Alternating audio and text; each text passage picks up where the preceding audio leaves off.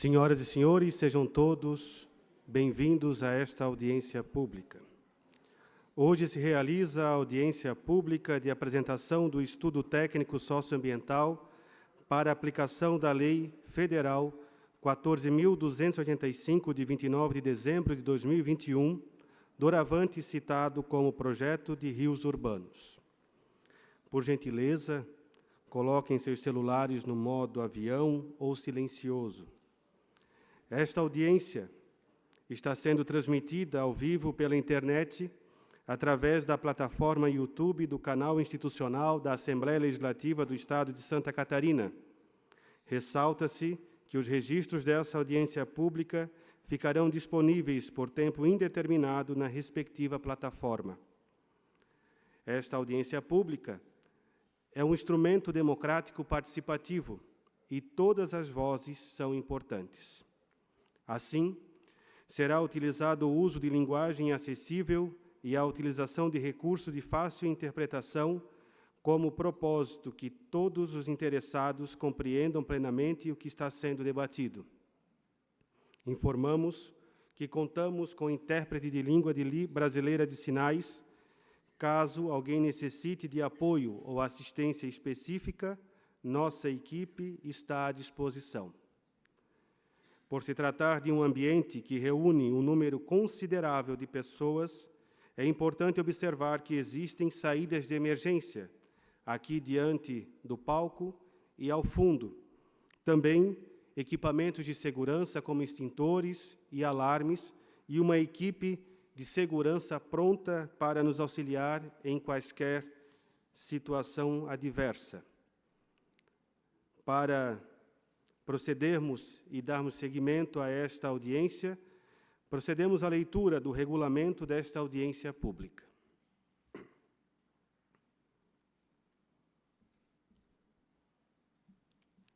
Regulamento da audiência pública.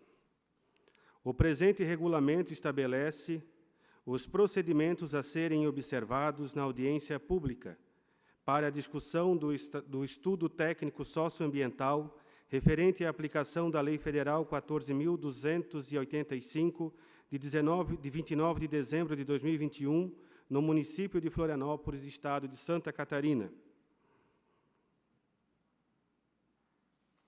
A audiência será presidida pela Secretaria Municipal de Meio Ambiente e Desenvolvimento Sustentável e apresentada pela empresa de consultoria ambiental responsável pela elaboração dos estudos, Caruso Júnior Estudos Ambientais e Engenharia Limitada, a qual irá organizar o evento e responderá às perguntas no sentido de diminuir as dúvidas e receber críticas e sugestões. A audiência pública também poderá ser acompanhada pela transmissão ao vivo pela Rede Mundial de Computadores, plataforma YouTube, canal da Assembleia Legislativa do Estado de Santa Catarina. A organização do evento será responsável por representantes da equipe técnica multidisciplinar, composta por representantes da equipe técnica multidisciplinar envolvida na elaboração do estudo socioambiental. Caberá à equipe de coordenação proceder com os registros dos participantes da audiência pública em lista de presença. Todos os presentes da audiência pública deverão assinar a lista de presença. A audiência pública terá início com a recepção do público participante, seguida de abertura de reunião e apresentação dos objetivos acerca dos procedimentos e da sequência dos trabalhos, que consistirão em uma etapa de exposição de conteúdos, seguida de intervalo e de uma etapa final de discussão por meio de perguntas e respostas. Após a abertura e fala inicial por representante da Prefeitura de Florianópolis, terá início a etapa de exposição do estudo pela empresa de consultoria ambiental, que terá a duração de até 90 minutos. Será realizada o intervalo de 20 minutos para inscrição de interessados para realizar perguntas, tempo que poderá ser prorrogado caso necessário. As perguntas e contribuições serão feitas de forma oral ou escrita. Após o intervalo, se dará início à etapa de respostas aos questionamentos, conforme ordem das inscrições realizadas no momento do intervalo.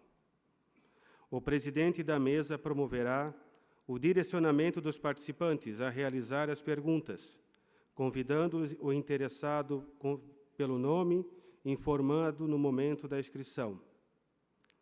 Após a realização da pergunta, a equipe técnica da empresa de consultoria ambiental ficará responsável por responder aos questionamentos relacionados às questões técnicas ou jurídicas. As perguntas deverão observar o tempo de referência de 2 minutos. As respostas deverão observar o tempo de referência de até 3 minutos, tempo eventualmente prorrogável, quando necessário. Durante a realização de perguntas e respostas, não se permitirá interrupção ou manifestações inadequadas de qualquer natureza. Questionamentos que, por força maior, não sejam elucidados no momento desta audiência deverão ser registrados pela equipe organizadora para esclarecimentos em momento futuro. A gravação do presente evento permanecerá disponível na plataforma YouTube, canal da Assembleia Legislativa do Estado de Santa Catarina, por tempo indeterminado. O encerramento da sessão será realizada pelo presidente da mesa. Agora convidamos para compor aqui à frente as seguintes autoridades para darmos início e abertura a esta audiência. O secretário municipal de Meio Ambiente e Desenvolvimento Sustentável, senhor Alexandre Valtric. O senhor deputado estadual Marquito. O secretário adjunto do Meio Ambiente e Economia Verde, secretário de Estado, senhor Guilherme de la Costa. A presidente do IMA, senhora Sheila Meireles. A promotora de Justiça, neste ato representando o MP-SC, doutora Stephanie Gaeta Sanchez. E representando a OAB-SC, Dr. Lucas Dantas Souza.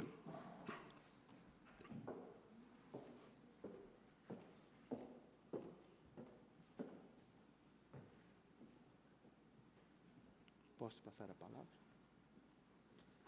Gostariam de ter uso da palavra? Pode, não? Podem sentar-se, por gentileza. Convido a fazer o uso da palavra o secretário de Estado adjunto do Meio Ambiente, o senhor Guilherme de la Costa. Pode fazer. Muito boa noite a todos e a todas presentes aqui nesta audiência pública.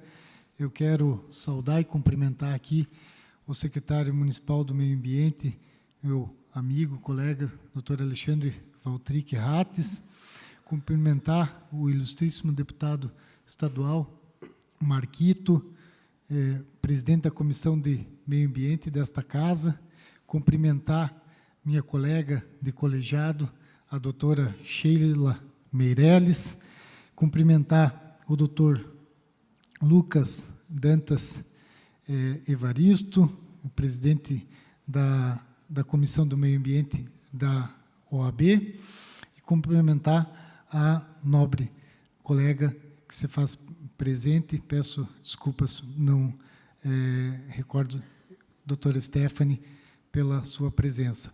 Quero aqui, rapidamente, parabenizar todo o trabalho desenvolvido pela Secretaria do Meio Ambiente deste município, Florianópolis, e pela coragem e enfrentamento de trazer um estudo técnico que possa trazer soluções e também um grande desafio dentro da temática dos rios urbanos, dos afastamentos de cursos d'água, do reconhecimento de cursos d'água naturais, não naturais, enfim. É um orgulho aí para o município ter um estudo dessa natureza. Nós sabemos a grande dificuldade que os municípios têm quando tratam dessa matéria, seja no licenciamento ambiental, nas aprovações urbanísticas. Então, Florianópolis está de parabéns em trazer essa discussão. Secretário Valtric tem aí um desafio imenso pela frente em colocar em prática toda essa produção técnica que está sendo trazida aqui hoje para o município. Meus parabéns mais uma vez, obrigado pelo convite, que tenham um ótimo resultado com essa audiência pública. Muito obrigado, secretário. Passamos a palavra ao senhor deputado estadual, deputado Marquito. Muito obrigado. Eu queria cumprimentar aqui o secretário. A gente vem já tentando achar medidas e formas de da melhoria do meio ambiente da cidade de Florianópolis, também a Sheila, a doutora Stephanie, todos os representantes aqui da mesa. Vou ser muito breve também, a gente está interessado no debate que se aproxima com uma audiência pública. Eu queria trazer algumas reflexões. Eu estou atualmente presidindo a Comissão de Meio Ambiente da Assembleia Legislativa. A gente vem realizando alguns debates, dentre eles, já realizamos audiências públicas para discutir a questão e a situação ambiental da Lagoa da Conceição, que saíram com encaminhamentos concretos sobre a preservação ambiental da Lagoa da Conceição. Também realizamos audiência pública sobre a situação da Lagoa do Peri, e saímos com encaminhamentos concretos. Inclusive, um dos pontos nossos de reivindicação é a questão do pagamento por serviço ambiental pela outorga do uso da água da Lagoa do Peri. A gente vem discutindo isso, tivemos algumas reuniões em relação a isso. E esse tema que está proposto aqui sobre a questão do uso da Lei Federal 14.285, que é uma lei que, na sua instrumentalização, ela tem sofrido várias ações de inconstitucionalidade. Eu acho que o pessoal da OAB sabe e tem consciência sobre isso. E as inconstitucionalidades, elas vão muito no sentido sobre como tenta superar a Lei Federal do Código Florestal, a Lei Ambiental Federal e principalmente da proteção ambiental. Então, eu queria primeiro, secretário, falar desses cuidados que deve-se ter, porque alguns dos instrumentos utilizados para o estudo, eles são questionados lá no STF como pontos de inconstitucionalidade. Eu acho que isso tem que tomar um pouco de atenção nesse primeiro debate, e depois entender que a compreensão sobre área urbana consolidada e utilizar disso para rever as margens de rio, e uma lei que foi tão questionada, ela precisa ser observada nesse contexto de Florianópolis. Claro que tem vamos dizer assim, uma instância que é para núcleos urbanos consolidados de interesse social, a gente sabe disso, porém ele precisa ser muito observado, especialmente numa realidade como Florianópolis, onde 97% do território é uma ilha, e onde a gente não tem a política de recursos hídricos, ela também não é aplicada. A gente não tem denominação das bacias hidrográficas consideradas na política estadual de recursos hídricos.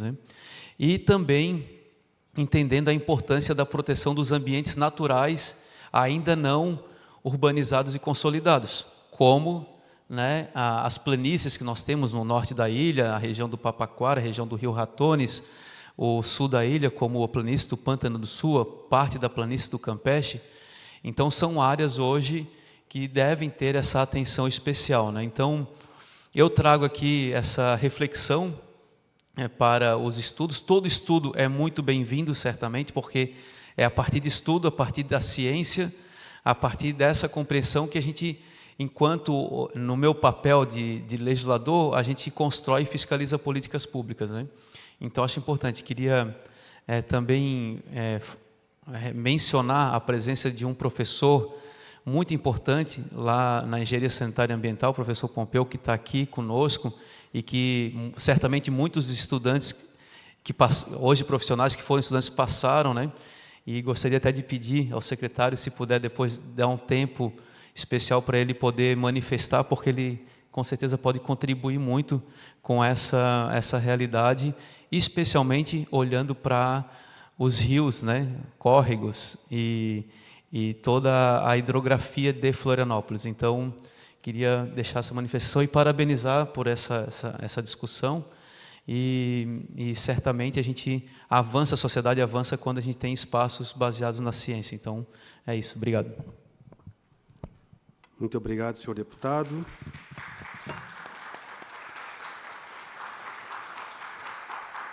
Neste momento, com a palavra, o senhor secretário de Meio Ambiente e Desenvolvimento Sustentável, o senhor Alexandre Valtric Artes. Bom, boa noite a todas e a todos. Como disse já o nosso mestre de cerimônia, primeiro é uma honra poder contar com a presença das senhoras e dos senhores num evento, acho que o deputado Marquito deixou bem claro, é um evento de apresentação para a cidade de algo diferente, né, de um trabalho científico. Então, acho que esse é o papel que nos traz hoje a Casa Legislativa Estadual. Quero aqui fazer uma menção especial, né, ao próprio deputado Marquito, que tem sido, né, sempre uma voz que nós respeitamos e ouvimos bastante, enquanto presidente da nossa Comissão de Meio Ambiente. Quero fazer uma menção especial ao meu amigo Guilherme Dalla Costa, ter feito um trabalho magnífico na secretaria, aquela secretaria de meio ambiente que a gente sempre pensou, né, Guilherme, e que, graças a Deus, está em boas mãos e está sendo muito bem dirigida. Fazer uma menção especial, se me permite, à doutora Sheila, né, que é uma amiga e uma companheira nessa causa ambiental. Não é fácil, fazendo a gestão do nosso Instituto do Meio Ambiente, e a gente tem acompanhado o trabalho que ela tem realizado, e é de suma importância para que Santa Catarina desponte e hoje seja, assim, a referência que na gestão pública ambiental, referência, inclusive, para os outros estados da federação. Isso muito fruto ao trabalho dos servidores, do Instituto do Meio Ambiente, e aqui representado por sua presidente. É uma honra poder contar com a presença da senhora. Quero fazer uma menção especial à doutora Stephanie também pela presença, vem representar, e é muito salutar a participação do Ministério Público, num evento como o de hoje, um evento onde nós, enquanto órgão ambiental, também vamos entender o estudo, vamos recepcionar, de forma primária o trabalho que foi realizado, até para depois se iniciar os debates, deputado Marquito. Nós ainda vamos longe nesse debate, mas é importante que a gente entenda que Florianópolis está cumprindo um papel que é de produzir ciência, para que sim, depois a Casa Legislativa Municipal tome as suas decisões. Fazer uma menção também, ao doutor Lucas, o nosso colega aí de leads ambientais, e faço também a todas as advogadas e advogados aqui presentes que trabalham e que têm essa causa ambiental já de muitos anos, trabalhando, tentando resolver conflitos, os conflitos que por muitas vezes, talvez, com o início de um estudo científico, nós possamos, quiçá, daqui a pouco resolvê-los. Esse é o papel. E de uma forma especial e muito carinhosa, eu quero, em nome do secretário William, fazer um agradecimento muito caloroso e fervoroso a toda a equipe da Secretaria do Meio Ambiente, aos colegas da Secretaria Municipal do Meio Ambiente, aos colegas da Floran que se fazem presentes, e isso demonstra que a gestão pública ambiental de Florianópolis tem um olhar diferenciado para a causa ambiental. Nós estamos aqui para recepcionar um estudo científico e aprender com tudo aquilo que foi produzido de conhecimento, para daqui a pouco nós usarmos das atribuições que temos enquanto órgãos de gestão pública municipal, poder encaminhar um trabalho à sua excelência o prefeito, a quem, de uma forma especial, me pediu para agradecer a todas e a todos a presença na noite de hoje. Então, quero aqui, William, em teu nome, agradecer mais uma vez a toda a nossa equipe, uma equipe que tem me dado muito orgulho desde o primeiro dia que cheguei ao município.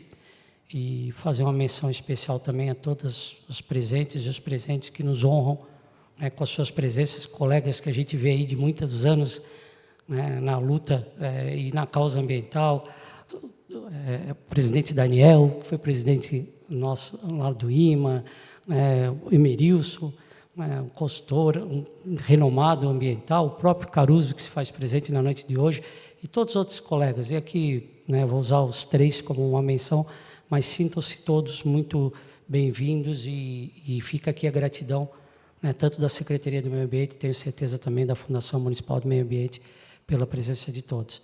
E agradecendo por demais as autoridades que se fazem presente.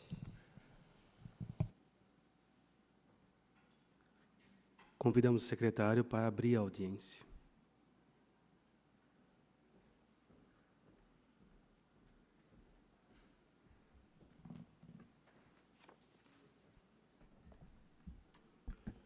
Bom, por ser uma audiência pública, ela tem um rito formal que nós temos que cumprir até para que a legislação se faça reinante, né, doutor? Então, novamente cumprimentando a todas, eu declaro aberta a audiência pública relativa ao estudo técnico socioambiental para aplicação da Lei Federal 14.285, de 29 de dezembro de 2021. E convido a equipe e a empresa consultora que preparou o trabalho científico que será apresentado na noite de hoje, para que tome o seu lugar e faça a apresentação. Lembrando sempre que o município de Florianópolis, na noite de hoje, ele é tão ouvinte quanto as senhoras e os senhores. Então, nós também estamos recebendo na noite de hoje esse estudo. Ainda vamos nos inteirar dele como órgão de gestão ambiental, ainda vamos nos aprofundar. Então, já de antemão, eu vou deixar de forma antecipada. O órgão ambiental não está aqui hoje para responder pergunta. Nós vamos ouvir. Como é um rito de uma audiência pública tradicional, principalmente naquela dos estudos ambientais, estaremos aqui com os ouvidos atentos para que a gente possa entender o trabalho que foi feito e deixar para a equipe de consultoria, que que tem a capacidade técnica, para que possa responder qualquer dúvida que surja, de acordo com o que diz a nossa legislação. Então, eu queria convidar, não sei, Caruso, quem que vai...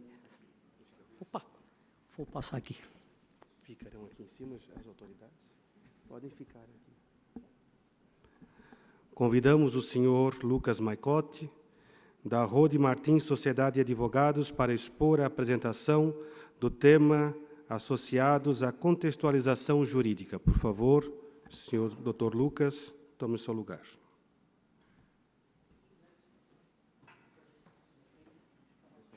Posso fazer aqui? Fica melhor.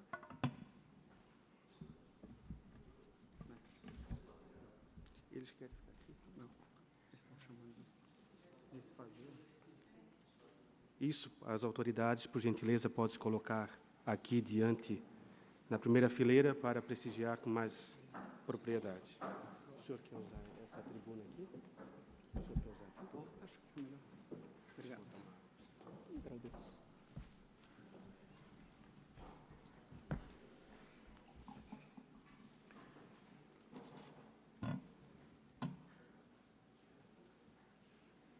Obrigado. Como é que eu passo aqui? Aqui, eu acho que na setinha.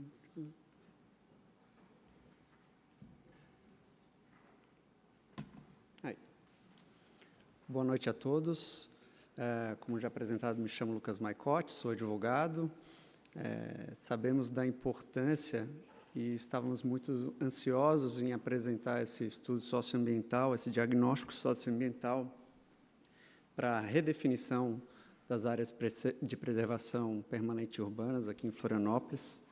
É um tema que, historicamente e especialmente diante da geografia da nossa cidade, é tema de muito conflito administrativo, social, judicial, e o intuito é trazer uma segurança jurídica, trazer pacificação social e trazer normas que também protejam o meio ambiente. Como se trata de uma audiência pública, eu vou tentar ser bastante sucinto sobre a questão técnica, o tempo é limitado, e não tratar aqui de uma forma como se fosse uma palestra, embora haja bastante espaço para isso, para bastante discussão sobre o tema. Vou tratar sobre a contextualização jurídica, E iniciar pelo começo, embora tenhamos muitos consultores, muitos advogados da área, muitos temas aqui talvez já sejam natural do dia a dia, do cotidiano de cada um, mas acho que, como é uma audiência pública, é importante trazermos alguns conceitos básicos. A começar pelas APPs, né? O que seria uma APP, né? Então, a APP seria um espaço, né, físico, coberto ou não por vegetação, e que, diante das suas funções ecológicas, que exerce esse espaço de alta relevância ambiental, ele obtém uma restrição administrativa de uso. Essa restrição ela deve ser integral, com algumas exceções, que seriam de utilidade pública, interesse social e baixo impacto ambiental.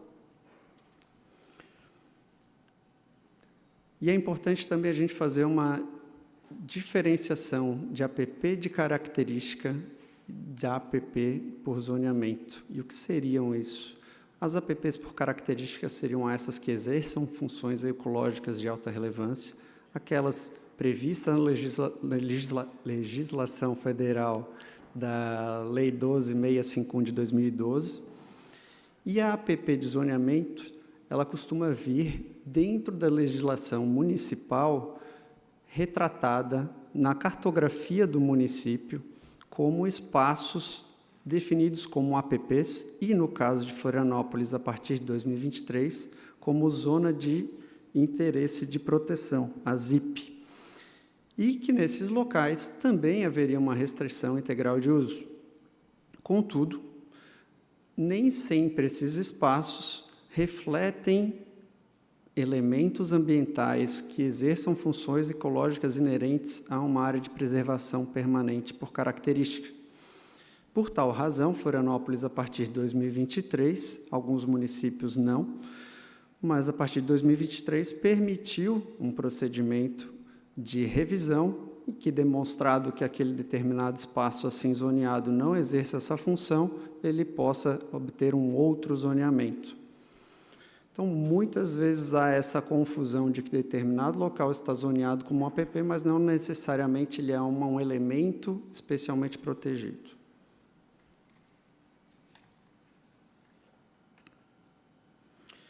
Mas aqui a gente está tratando das APPs de curso d'água, né? Existem outras modalidades de APP, como no slide anterior, mas aqui, especificamente, é a APP de curso d'água, então vou dar um pouco mais de enfoque nesse tema. O que a Lei 12.651 de 2012 estabelece para critério para a definição de um curso d'água que tenha suas faixas marginais especialmente protegidas e consideradas de área de preservação permanente? Esse curso d'água deve ser natural, esse curso d'água deve ter um fluxo perene ou intermitente e excluem-se os cursos d'águas efêmeros que servem para escoamento de água da chuva superficial e que cessa em um período curto após essa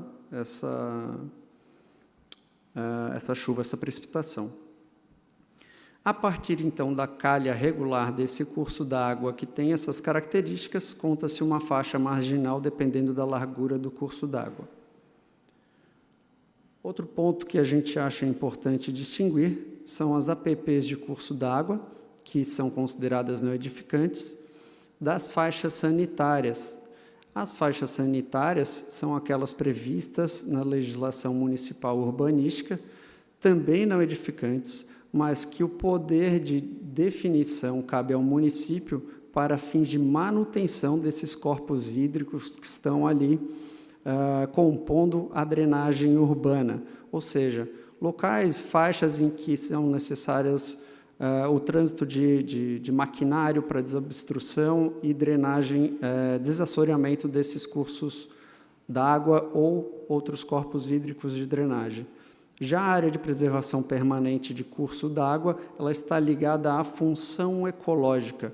Isso quer dizer que o município pode estabelecer, inclusive, faixas sanitárias, né, faixas de manutenção dessas drenagens inferiores às APPs, mas isso não significa que a APP não terá uma restrição naquele local. E o que não se inclui como APP de curso d'água? a gente pode citar o artigo 119C do nosso Código Ambiental de Santa Catarina, pois ali ele traz de forma taxativa, né, e exemplificativa, por assim dizer, alguns corpos hídricos que não têm suas faixas marginais de curso d'água, considerada como APP, perdão, como canais, valas, drenagem urbana, cursos d'água artificializados. E nesses elementos, então, desconsidera-se a faixa de preservação permanente. E é importante eu deixar claro aqui que o diagnóstico socioambiental que hoje vai ser aqui apresentado, ele não fez uma investigação da natureza desse corpo hídrico em todo o território de Florianópolis, por se tratar de um trabalho que se demoraria um tempo incontável, talvez muito conflituoso, e a gente não conseguiria trazer um resultado definitivo para todos. A maioria dos conflitos hoje no judiciário e também administrativo, eles enfocam, inclusive, sobre critérios para definição se é um curso d'água natural ou não. Então, mais para frente, a gente vai abordar essa questão sobre o ponto de vista técnico. Voltando aos conflitos que o nosso território de Florianópolis sofre, assim como outros, foi que a gente chegou até esse ponto, né? A Lei 14.285 de 2021. Então, como é que a gente chegou nela? Conflitos recorrentes sobre a caracterização de curso d'água, conflitos sobre a aplicabilidade da Lei 12.651 e o Código Florestal de 65 em áreas urbanas, se aplica-se em áreas urbanas consolidadas, se aplica-se a lei de parcelamento de solo. Isso foi gerando uma demanda que foi sendo represada em recursos repetitivos no Superior Tribunal de Justiça, que então formou-se o tema repetitivo 1010, e o STJ estabeleceu uma tese, firmou tese para estabelecer marco temporal e aplicabilidade do Código de 2012. No entanto, o Congresso Nacional reagiu a essa decisão e aí, então, passou o projeto de lei que se transformou na Lei 14.285 de 2021, conferindo ao município a possibilidade de readequar as APPs dentro das áreas urbanas consolidadas. Então, a Lei 14.285 de 2021 estabeleceu, então, critérios para que seja flexibilizado, trouxe o conceito de área urbana consolidada, trouxe alterações na lei de parcelamento de solo urbano e permitiu, então, que o município, antes que não tinha competência para definição das APPs em seu território, pudesse, assim, fazê-lo de acordo com as características locais. A área urbana consolidada, ela tem critérios bem definidos na legislação, especificamente deve estar dentro de um perímetro urbano, possuir sistema viário implantado, estar organizadas em quadras e lotes, ter uso predominante urbano e dispor 2 de 5 equipamentos de infraestrutura urbana.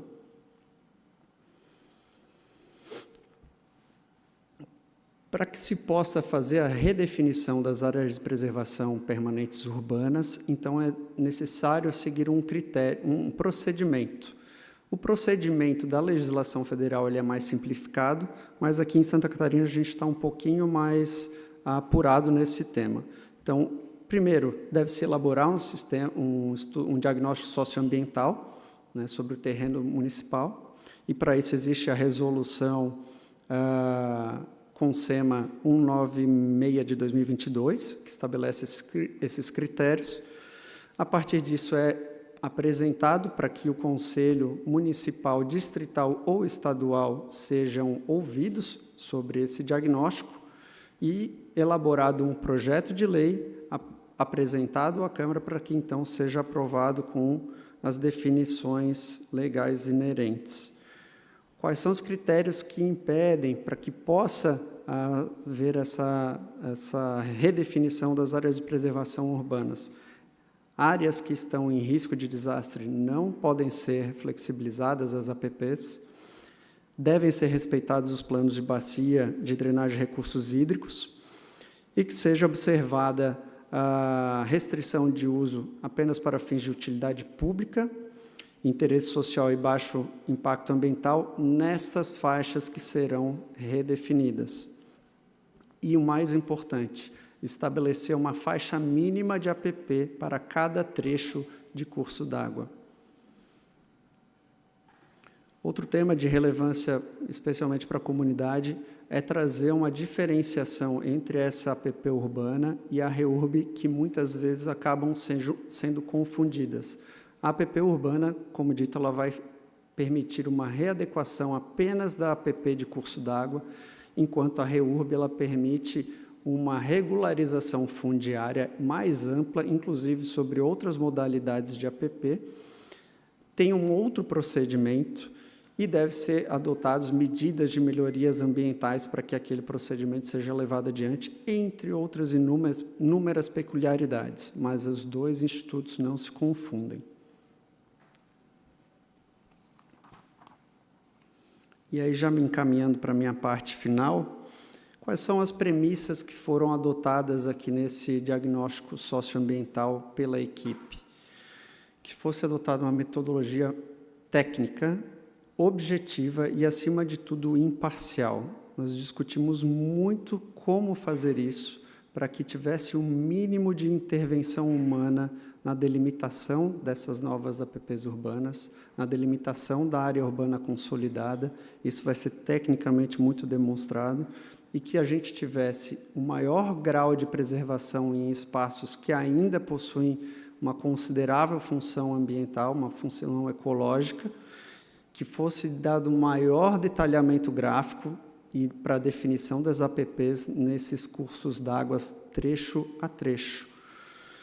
E, acima de tudo, que também fosse respeitada a coisa julgada, o ato jurídico perfeito das situações que já individualmente afastaram a natureza de curso d'água, enfim.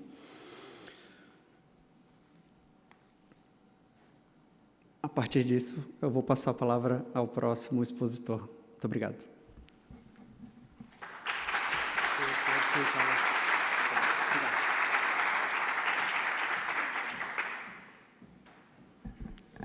Convidamos o senhor Igor Meurer, da Caruso Júnior Estudos Ambientais e Engenharia Limitada, para expor a apresentação dos temas associados à concepção do projeto e delimitação da área urbana consolidada do município de Florianópolis. Bom, primeiramente, boa noite a todos. A partir de agora, a nossa apresentação, então, ela entra no detalhamento do nosso estudo e ela vai se dar em 3 momentos principais, né? Nesse momento, eu vou apresentar a concepção do projeto, a nossa área de estudo e a delimitação da área urbana consolidada, a proposta, né, de delimitação do município de Florianópolis. Na sequência, a gente vai apresentar os principais resultados desse estudo, um estudo muito robusto, de forma que nessa audiência a gente não consegue trazer todas as informações detalhadas. E, por último, a gente apresenta, então, a nossa metodologia proposta, né, e os resultados nessa proposta de redefinição de APP de rios urbanos.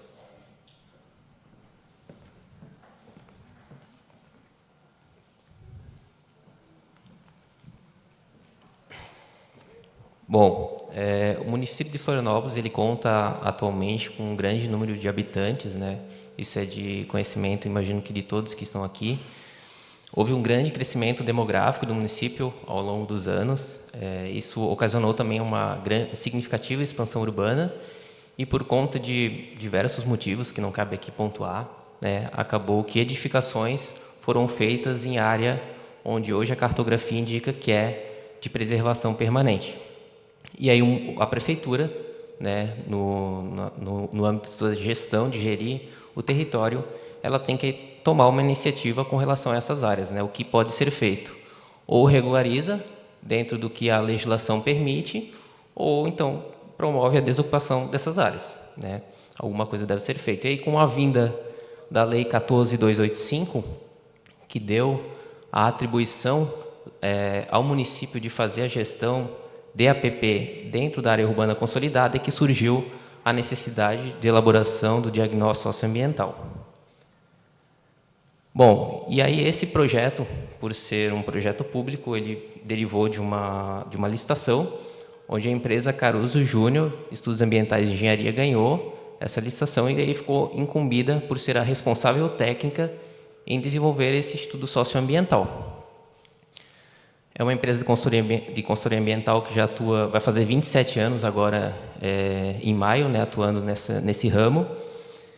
E aí, por conta de ser um projeto que demanda de muita análise técnica e também de análise jurídica, a Caruso contratou, então, o escritório da Rode Martins, Sociedade de Advogados, que são especialistas em causas ambientais, também localizados aqui no município de Florianópolis, para nos ajudar, nos auxiliar no desenvolvimento desse projeto. Nesse processo de licitação, vem um documento onde intitulado como termo de referência, ele foi redigido pela prefeitura, onde ele traz todas as orientações para o desenvolvimento do projeto, seja os temas mínimos que devem compor o estudo, o cronograma do projeto, como ele deve ser estruturado, parte financeira, enfim. E ele também traz uma relação de equipe técnica multidisciplinar mínima que deve compor esse estudo, que aí está sendo projetado, então, as formações acadêmicas mínimas. E abaixo, aí, na sequência, a gente tem uma complementação, que foi uma necessidade para o desenvolvimento do projeto. Esse estudo ele está se desenvolvendo ao longo de 10 etapas.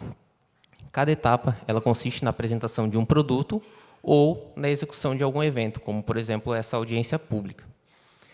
Então, começamos em 2023 com a licitação, a gente foi para a etapa 1, apresentamos um diagnóstico socioambiental bem robusto, onde já nessa etapa foi apresentada a delimitação da área urbana consolidada do município de Florianópolis.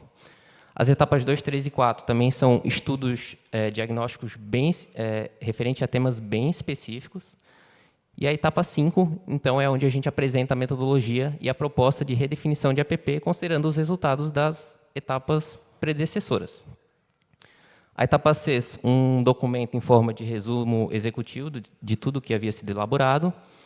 A etapa 7, a apresentação de uma proposta de minuta de lei. E aí as etapas 8 e 9 é submeter esse projeto à análise do CONDEMA, do Conselho Municipal de Defesa do Meio Ambiente, e à audiência pública. Por questões estratégicas, houve uma inversão dessas etapas, sem prejuízo ao projeto. Então, a gente está primeiro apresentando esse projeto em uma audiência pública. Na sequência, esse projeto vai ser submetido à análise do CONDEMA. E aí nós encaminhamos, então, para a etapa final, que é fazer a revisão de tudo, né? Considerando as orientações da prefeitura, considerando os resultados dessa audiência, as orientações do CONDEMA, e então fechar o projeto Rios Urbanos e, se tudo der certo, né, colocá-lo em prática. Bom, então aqui só para deixar claro, né, o objetivo da audiência pública é promover a participação da sociedade nas decisões do poder público, garantindo a transparência, até porque é um projeto aí é um tema de interesse coletivo. Então, basicamente, os nossos objetivos específicos é a redução das expectativas e incertezas da população com relação ao projeto, apresentar já um projeto em uma etapa amadurecida para facilitar as discussões, ouvir a população, ouvir aqueles que dotam de um conhecimento técnico, ouvir a comunidade acadêmica, né, e demais autoridades, enfim, quem estiver interessado, esse é o momento de se manifestar. E aí, por isso, né, por ser uma audiência pública, a gente está trazendo ela em uma linguagem bem acessível, para que todos tenham conhecimento daquilo que está sendo apresentado. É importante mencionar que, desde o dia 10 de abril, nós estamos com um processo de consulta pública em aberto, né? Então, a Prefeitura ela divulgou um link no site, nas redes sociais, onde qualquer pessoa consegue acessar os estudos que já foram produzidos e também preencher um formulário para nos enviar as suas contribuições acerca do projeto. Bom, com relação às áreas de estudo, então, a nossa área de estudo maior é o município de Florianópolis. E aí, durante o desenvolvimento do projeto, a equipe técnica entendeu que, devido à dinâmica do município, havia necessidade de setorizar a discussão dos resultados. Então, a gente trouxe uma padronização de setorização dessa discussão de resultados em forma de microbacia. Essas microbacias elas foram definidas para o projeto Rios Urbanos, considerando os corpos hídricos superficiais, os rios, as lagoas, açudes, enfim, e também a compatibilidade com as unidades territoriais de análise e planejamento, as UTPs, que são definidas aí no Plano Municipal Integrado de Saneamento Básico, totalizando aí, então, 11 microbacias hidrográficas. Então, fazendo um apanhado, nós temos o município de Florianópolis como área de estudo, a gente refina as informações para a área urbana consolidada e refina ainda mais para as APPs situadas dentro da área urbana consolidada. É basicamente essa a hierarquia de trabalho. Bom, e como que nós mapeamos as áreas de preservação permanente? O município de Florianópolis é uma região onde temos diversas informações públicas disponíveis, né? Várias bases cartográficas, umas mais detalhadas, outras menos detalhadas. E para esse projeto, então, a gente buscou a base que tivesse maior detalhamento e precisão do mapeamento, uma que também fosse compatível ao histórico das intervenções que foram feitas nesses rios, né, e também uma forma de compatibilizar o resultado desse projeto com aquilo que a prefeitura já utiliza como ferramenta de gestão pública. Então, para o mapeamento dos rios e para a definição das APPs, a gente usou como referência a base hidrográfica da Fundação Municipal de Meio Ambiente da Floram. Ela foi a referência para a gente mapear os rios e mapear inicialmente as APPs. Bom, com relação à área urbana consolidada do município de Florianópolis, a gente vem chamando no estudo como AUC de Florianópolis. O Lucas já trouxe, então, uma exposição de como o que ela deve atender para ser considerada como área urbana consolidada. Então, basicamente, atender a essa legislação específica, a Lei 14.285, a esses critérios. E cabe aqui pontuar que a área urbana consolidada, ela fica dentro da área urbana. Então, é importante ter em mente que a área urbana consolidada, ela sempre vai ser uma área urbana, mas nem toda área urbana vai ser uma área urbana consolidada, porque ela fica dentro da área urbana. Tá? Isso é bem importante porque vai ter situações em que haverão imóveis em alguma localidade, que o plano diretor fala que é uma área urbana, que a pessoa paga IPTU, mas que ela não está dentro desse mapa de área urbana consolidada. Isso porque ela não atende na íntegra todas as condicionantes da legislação. Bom, e como que a gente faz esse mapeamento, né, para quem não tem aí um conhecimento na área? Basicamente, para cada tema que a gente tem previsto na legislação, a gente extrai um mapa digital, um mapa que nós trabalhamos no computador, em sistema de informações geográficas. Esses dados eles são extraídos de fontes oficiais, como, por exemplo, o site da prefeitura, o site de outras instituições e órgãos públicos. Nós fazemos o empilhamento dessas informações num software específico e aí a gente gera uma área inicial, né? E também foram feitas vistorias de campo aí para verificar eventuais dúvidas da equipe técnica. Aí, falando um pouquinho especificamente sobre cada condicionante, né, para a delimitação da área urbana consolidada. O primeiro item é estar incluído em perímetro urbano ou em zona urbana pelo plano diretor. Então, nós consultamos o plano diretor do município, que foi atualizado em 2023, e também consultamos outras legislações que regem sobre o tema, como, por exemplo, a Lei 9985 de 2000, que é referente ao Sistema Nacional de Unidade de Conservação. O que diz essa legislação? Ela fala em seu artigo 49 que a área de uma unidade de conservação do grupo de proteção integral é considerada zona rural para os efeitos legais.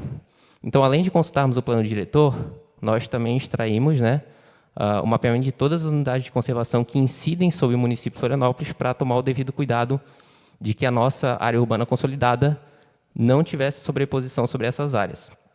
Florianópolis ele é abrangido por 19 unidades de conservação, sendo que desse total, 13 aí são do grupo de proteção integral. Isso vai ser detalhado um pouco mais à frente na nossa apresentação. Com relação às outras condicionantes, eu não vou pontuar aqui uma a uma, mas, basicamente, a grande maioria das informações para atender essas condicionantes, nós extraímos da própria prefeitura, que tem uma base de dados já bem robusta e consolidada, né, mapeamento de ruas, servidões, logradouros, de quadras, de lotes, né, isso tudo da prefeitura, e aí de alguns outros órgãos, instituições, como, por exemplo, a Casan, né, na identificação dos locais de distribuição de água potável, da própria Celesc, que é nos locais de distribuição de energia elétrica, que também foram aí utilizadas para a delimitação dessa área. Além desses dados oficiais, a Caruso, para o projeto Rios Urbanos, fez a aquisição de uma imagem de satélite de alta resolução espacial específica para esse projeto, uma resolução aí de 50 centímetros quadrados, uma imagem de satélite atualizada, né, que foi registrada, obtida no primeiro trimestre de 2023, então compatível com o início do projeto, e que tem a sua precisão geográfica aferida com pontos de controle em campo, justamente para que tenha a precisão do projeto. Com essa imagem de satélite, nós realizamos o mapeamento do uso e ocupação do solo, justamente para fazer o refinamento da nossa AUC, cuidando para que a gente considerasse como AUC as áreas que realmente estão edificadas. Bom, então aqui à esquerda a gente tem uma projeção do que foi considerado como área urbana consolidada. Basicamente, olhando essa imagem, a gente vê que ela tem uma feição bem distribuída, esparsa e fragmentada, justamente porque ela é um reflexo da ocupação do município de Florianópolis, né? Floripa, basicamente, é composto por uma ilha estreita e alongada, banhado pelo mar, né? Que fez com que a ocupação ficasse dessa forma. Então, esse é o formato da nossa área urbana consolidada, refletindo o município que ele é polinucleado, ou seja, temos vários núcleos urbanos distribuídos no município. Aqui alguns quantitativos. Então, basicamente, essa área em lilás, que a gente considera como área urbana consolidada, ela equivale aproximadamente a 24%, 25% da porção territorial do município, 1/4 do município. E as maiores partes aí da área urbana consolidada a gente tem na região do continente, centro, na microbacia do Rio Tavares, principalmente na região do Campeche e no norte da ilha. Mais alguns quantitativos, então, com relação a quanto a área urbana consolidada equivale em relação ao tamanho de cada microbacia, para identificar aquelas que são mais consolidadas, né? Então, a gente vê nesse gráfico que, por exemplo, a porção do continente, ela se destaca muito em relação às outras, né? Cerca de 97% da área da microbacia do continente foi mapeada como área urbana consolidada. Em contraste a esse dado, a gente tem, por exemplo, a Lagoa do Peri, Pântano do Sul e Ribeirão, que ficam no extremo sul do município de Florianópolis, que aí tiveram aí menos de 10% da sua área considerada como área urbana consolidada. Aqui nós separamos, então, com maior detalhes, né, a delimitação da área urbana consolidada, justamente para mostrar o contorno que teve a feição geográfica. Buscamos cuidar para que a gente considerasse realmente as áreas que são edificadas como área urbana consolidada. Esse é um registro de uma imagem de satélite no centro de Florianópolis. Isso aqui é lá nos Ingleses, ali é o rio Capivari com o rio Inglês, onde ele se conflui. Então, também o recorde espacial da nossa área urbana consolidada, em lilás transparente. E aqui é lá, então, também na Praia da Daniela, que achamos aí uma parte importante, está demonstrando que ele apresenta exatamente o mapeamento da nossa área urbana consolidada. Bom, na sequência da minha parte era isso, vou passar a palavra aí para a sequência da apresentação. Na sequência, convidamos o senhor Rodrigo, da Caruso Júnior Estudos Ambientais e Engenharia Limitada, para expor a apresentação dos temas associados aos principais resultados obtidos no diagnóstico do estudo técnico socioambiental. Boa noite a todos. Dando continuidade, então, nos principais resultados, né, fizemos um diagnóstico em todo o município de Florianópolis, né, foi um diagnóstico bem extenso, né, até pelo tamanho, né, da ilha e do município como um todo. E aí nós fizemos, então, o diagnóstico em 3 meios, meio físico, meio biótico e meio socioeconômico. No meio físico, a gente consegue verificar que, em relação à distribuição de chuvas, né, temos distribuição de chuvas durante o ano inteiro, né, em Florianópolis, e aí com mais alta ali entre final do ano e início do ano, e isso favorece justamente a perenidade, né, do escoamento dos cursos hídricos, né? Então, isso favorece também que a gente mantenha esses cursos hídricos sempre abastecidos, né? E aí nós temos aí a ilha, como já foi falado, no formato alongado, né? Então isso faz com que a gente tenha uma influência marítima constante ali, né? A gente tem uma alta umidade em torno de 70%, e isso faz também com que a gente tenha um controle e regulação da velocidade dos ventos, né? Então, quando a gente que mora aqui em Florianópolis, a gente sabe que às vezes eu estou no continente e está chovendo, está um super sol no continente e está uma chuva forte, por exemplo, no sul da ilha. E aí, em relação à declividade, a gente tem uma grande variação também, né? Isso faz com que justamente a distribuição ali da população ela foi bem de forma nucleada. Então, na declividade, a gente tem grande amplitude de variação, variando desde o nível do mar até, por exemplo, ali o Morro do Ribeirão, que tem uma altitude de 521 metros, né? Então, a gente tem uma distribuição bem heterogênea ali em relação à declividade, né? Que vai de plano até forte e montanhoso. E aí, para falar um pouquinho da hidrografia, né, é importante conceituar o conceito de bacia hidrográfica, né, que nada mais é do que uma área de terreno delimitado topograficamente que vai drenar a água da chuva para um ponto em comum, né? E a partir desse ponto em comum, então, essa água vai escoando para outros pequenos cursos d'água, né? Então, a partir da delimitação de uma bacia hidrográfica, é bem importante, então, que vai ajudar a gente a delimitar e a gerir melhor esses recursos hídricos, né? E aí vamos ter diferentes divisões, né? Então, primeiro é a região hidrográfica nacional, e aí, nesse caso, estaria dentro do Atlântico Sul. Para a região hidrográfica estadual, nós temos 10 grandes regiões dentro do estado de Santa Catarina, e o Florianópolis estaria na região número 8, né, que é chamada de Litoral Centro. E, então, a bacia hidrográfica do município de Florianópolis estaria, então, dividida na ilha de Santa Catarina e as bacias contíguas. E aí, como foi falado anteriormente, nós temos em torno do município 10 microbacias hidrográficas, que foi como a gente delimitou para estudar melhor o município de Florianópolis. E aí, dentro desse contexto, a gente teve, durante o diagnóstico, a gente notou que existe grande interferência antrópica nesses cursos hídricos, né? Então, por exemplo, a gente tem vários pontos que tem canalizações, retinilizações desses cursos d'água, a fim de, por exemplo, de obra de saneamento, e aí isso faz com que muitos cursos d'água tenham sua alteração de qualidade, regiões que tiveram a retirada da vegetação do entorno, então teve rios que teve assoreamento, inclusive esse estudo também teve uma etapa à parte só para entender alguns riachos que poderiam participar de algum projeto de dragagem.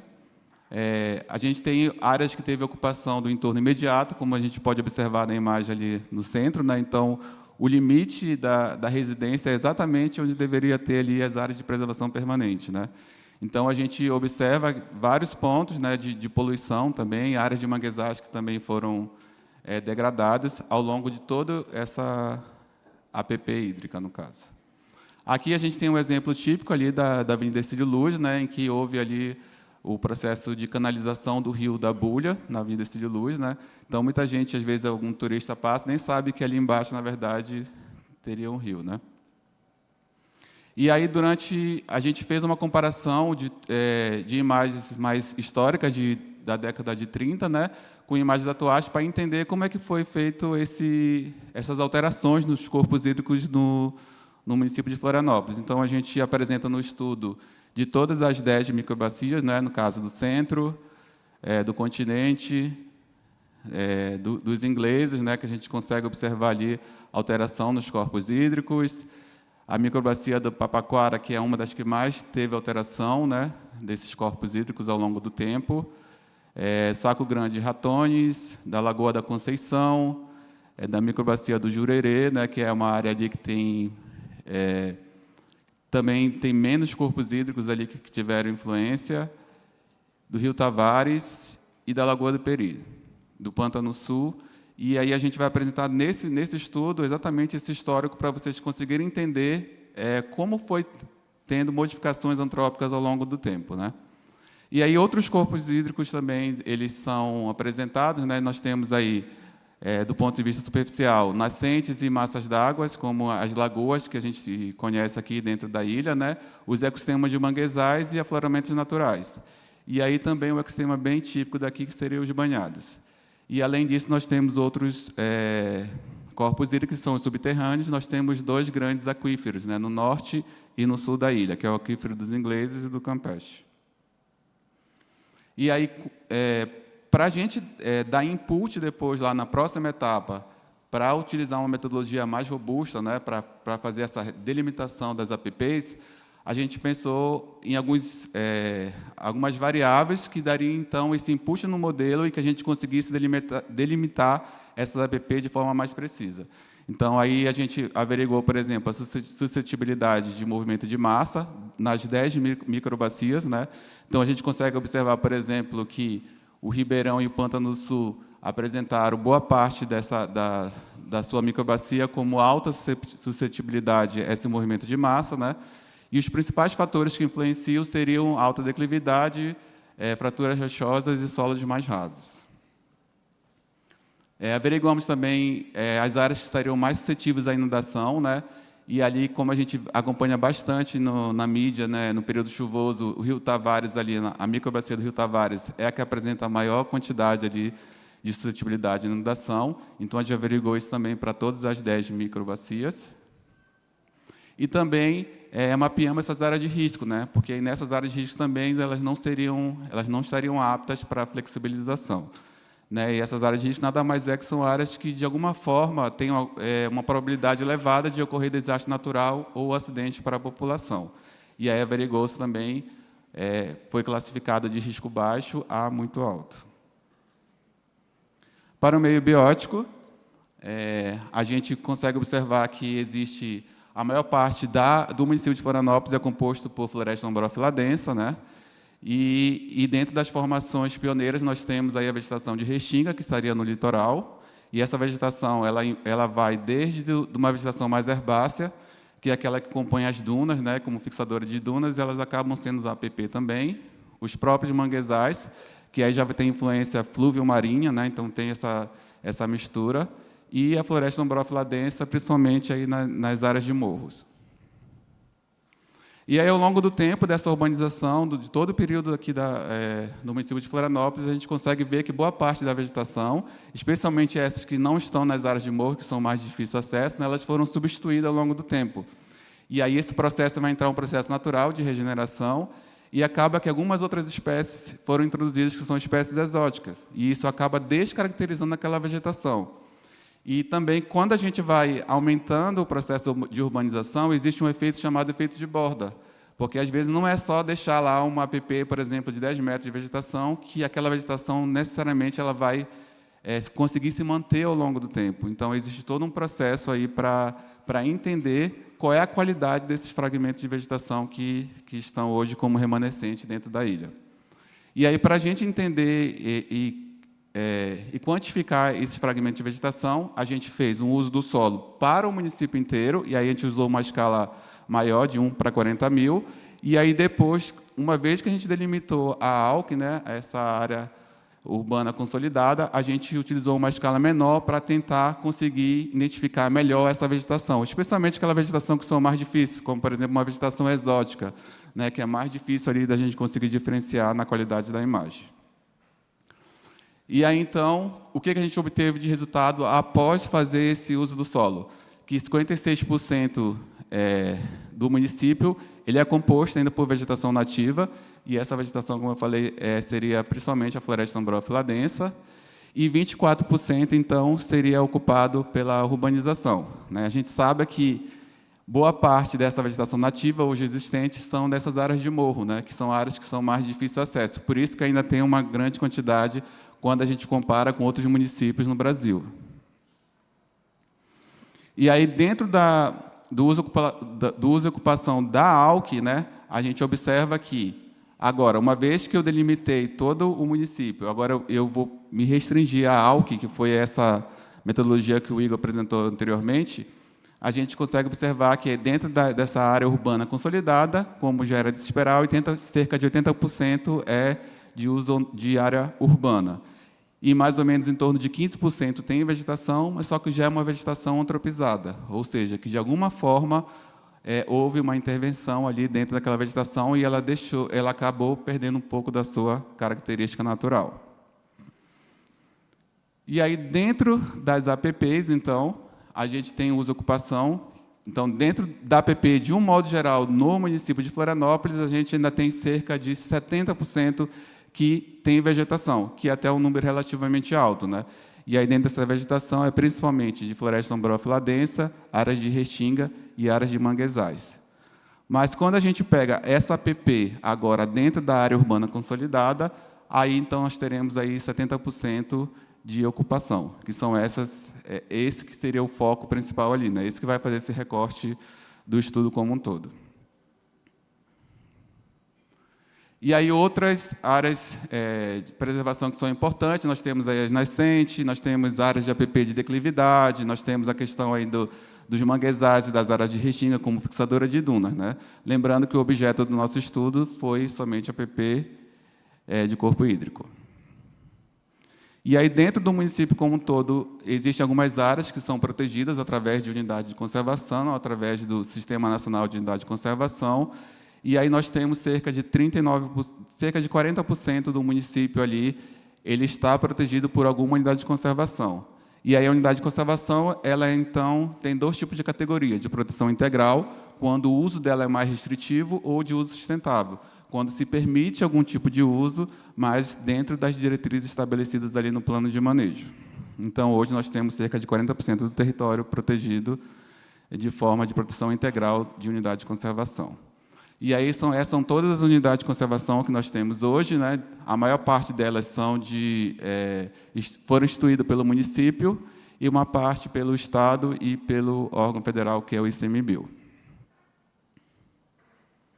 E aí, outras áreas de relevância também de proteção, nós temos a própria zona de amortecimento, que são áreas que estão em volta das unidades de conservação. E aí nós temos aí o Plano Municipal de Conservação para a Recuperação da Mata Atlântica, que aí a gente vai ter esse plano que vai delimitar algumas áreas que são prioritárias para a conservação, e principalmente por se tratar do bioma Mata Atlântico, né? A Reserva da Biosfera, que foi designada pela Unesco, e algumas APCBs, né, que são as áreas prioritárias para a conservação, que nada mais que são áreas que foram estudadas para que, no futuro, elas possam ser criadas unidades de conservação. E aí, para a fauna, a gente fez um levantamento de dados secundários, a gente estima que na ilha hoje tem cerca de 745 espécies, distribuída nos vários grupos ali, que vai de avifauna, anfíbios, répteis, mamíferos e ictiofauna, e cerca de 10% dessa fauna hoje ela estaria tendo alguma categoria de espécie ameaçada de extinção, né, ou de espécie endêmica também. E aqui nós temos alguns exemplos, né, de fauna que a gente consegue observar, o caso da capivara, ali, né, que é uma espécie cinegética, né, ou seja, ela sofre uma pressão ali por ser de interesse de caça, né, o sagui, que é uma espécie exótica que foi introduzida, né? E o quero-quero, que é uma espécie nativa.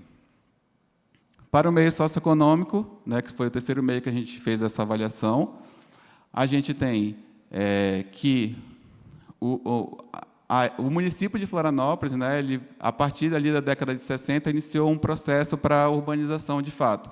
E aí teve alguns marcos, né, para que isso acontecesse, como, por exemplo, a criação da UFSC, a própria ponte Colombo Salles, em 75, a duplicação de rodovias, a construção da via expressa, tudo isso foi favorecendo que o município deixasse de ser rural e passasse a ser urbano.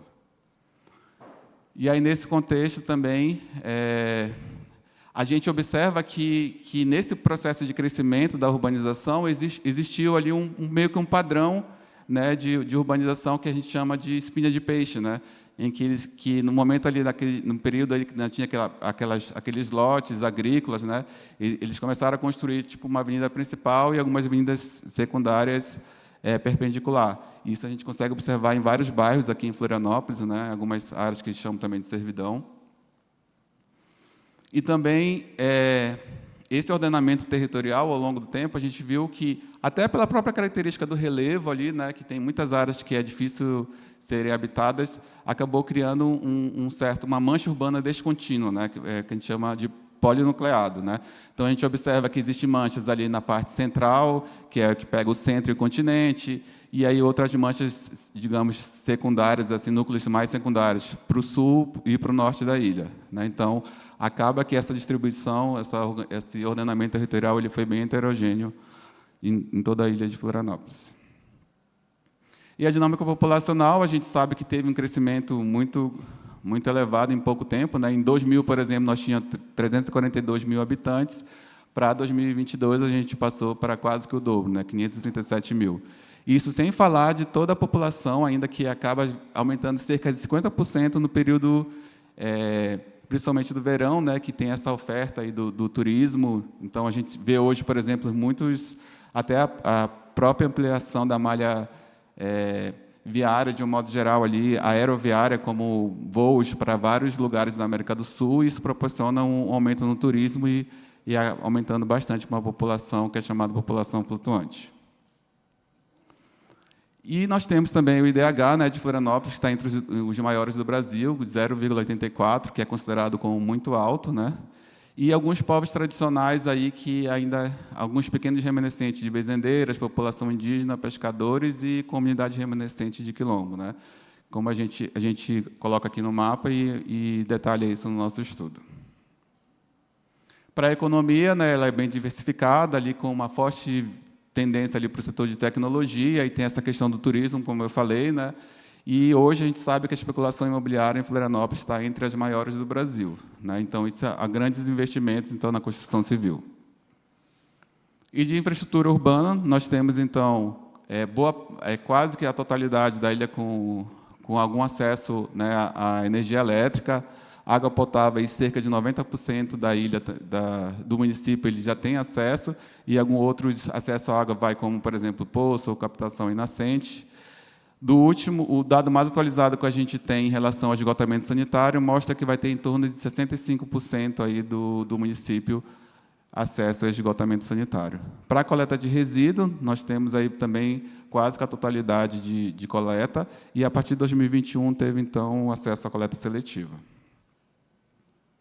E aí, para a gente usar também como input, que eu diria que para o meio socioeconômico era o input mais difícil para o nosso modelo ali para propor, então, essas faixas de APP, a gente fez calculou um índice em que a gente pegou tudo o que tinha de infraestrutura para cada microbacia e a gente fez uma classificação. A gente fez ali uma fórmula matemática e depois classificou. Então, se a cobertura ela tem 0 a 20%, por exemplo, de infraestrutura, ela seria crítica, e aí, conforme vai aumentando, ela teria uma infraestrutura melhor, né? De um modo geral, ali do município, a maior parte ficou enquadrada como adequada, que seria de 65% a 90% de infraestrutura ali desse aparato como um todo. E aí teve duas regiões, da microbacia do Ribeirão e da Lagoa da Conceição, que ficaram como carentes. E aí também, no nosso estudo, a gente vai detalhar como a gente chegou nesse cálculo. E aí, então, a gente mapeou também alguns conflitos dentro dessa área urbana consolidada, né, conflitos sociais e fundiários, muitas áreas que ali estão hoje sobre alguma ação judicial, áreas que começaram o processo de licenciamento e foram embargadas por alguma expedição de licença de alvará. A gente tem vários conflitos ambientais na APP de curso d'água como um todo, né? Então, que áreas que era para servir ali como suporte, né, de preservação, acabaram, então, tendo algum tipo de canalização, algum tipo de estrutura, algum tipo de lançamento irregular de efluente doméstico. E aí a gente estima hoje, pelo nosso estudo, que teria cerca de mais de 15 mil imóveis dentro de APP de curso da água na ALC em Florianópolis.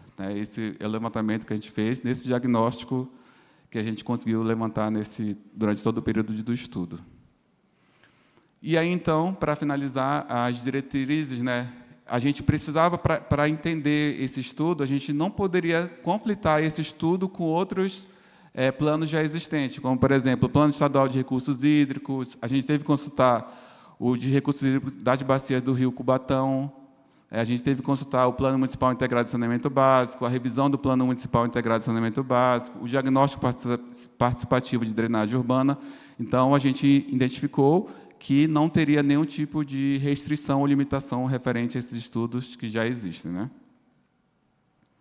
E aí, então, vem o desafio, né? Diante desse contexto, de toda essa heterogeneidade do município de Florianópolis, dessas ocupações irregulares, né, na APP, nesse recorte todo que a gente observa do município de Florianópolis, que também é uma realidade do Brasil como um todo, né, essa ocupação irregular dentro de APP, como a gente vai solucionar, então, essa questão de propor uma flexibilização dessas áreas de APP, né? Então, a gente sabe que hoje é regido pelo Código Florestal. O Código Florestal, como o próprio Lucas falou no começo, ele tem ali as metragens específicas de acordo com a largura do rio, mas isso, quando a gente vem, por exemplo, para Florianópolis, a gente vê que tem, de um lado do rio, às vezes tem uma floresta, mas do outro lado do rio está totalmente ocupado. E agora? Como é que a gente vai conseguir selecionar essa diretriz para tentar verificar caso a caso, ali, né, de um modo geral, para cada município no Brasil, para tentar solucionar essa problemática da ocupação de APP.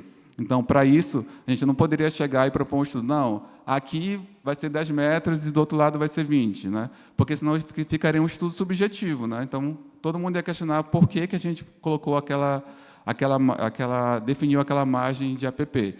Então, a gente resolveu, então, pegar todas essas variáveis que a gente estudou, do meio sócio, físico e biótico, e, a partir de um modelo, a gente, então, iria conseguir estabelecer uma metodologia mais robusta, né, uma metodologia que tentasse tirar da subjetividade para a objetividade para a definição dessas larguras de APP. Vou passar agora para o Pedro.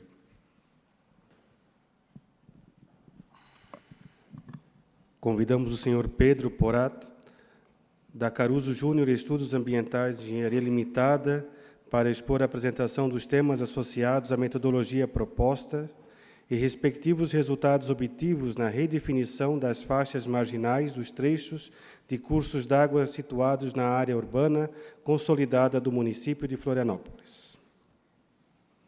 Boa noite, pessoal. Vou dar sequência aqui ao estudo. Coube a mim, então, falar um pouco sobre a metodologia e os resultados. Começando, né? A nossa metodologia possui tem 4 pilares de premissas, né? Onde o primeiro deles foi analisar o rio de trecho a trecho.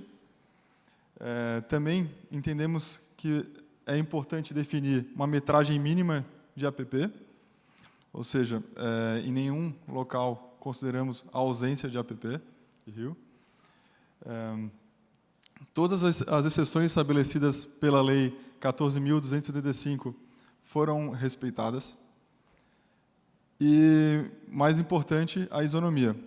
O nosso método ele exige que o mesmo critério seja utilizado para todas as regiões aqui da AUC de Florianópolis. E como é que é essa metodologia? Ela é uma integração entre os métodos booleanos e análise de multicritério, o HP, apoiado em um ambiente de sistema de informação geográfica, onde nós sugerimos uma hierarquia qualitativa para a redefinição dessas APPs. Então, o que seria essa integração das duas metodologias, né? Eu vou trazer nos próximos slides alguns exemplos, mas para falar rapidamente, o HP ele é uma metodologia de análise multicritério, onde ele é utilizado para a resolução de problemas complexos. Muitas vezes nós precisamos definir pesos para questões muito distintas, e quando nós estamos falando de critérios também qualitativos, é muito difícil definir esses pesos. Então, a metodologia ela propõe que definimos esses critérios em hierarquias próximas, para que a gente consiga comparar essas coisas entre elas de uma maneira um pouco mais fácil, e depois, em níveis acima, temas que vão se aproximando.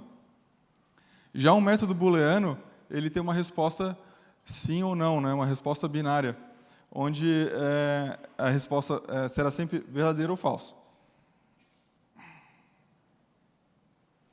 Aqui, vou fazer um parêntese da metodologia, vou trazer aqui para o cotidiano, do como funciona a nossa metodologia. Vamos pensar num caso simples aqui, que seria a aquisição de um novo carro. Mas quando a gente fala aquisição de um novo carro, é um objetivo muito simples, né? A gente passou pouca instrução para o decisor, né? Então, no caso aqui, imaginamos um vendedor de automóvel, que para ele conseguir vender isso mais fácil para o seu cliente, ele precisa entender um pouco da história do cliente, né?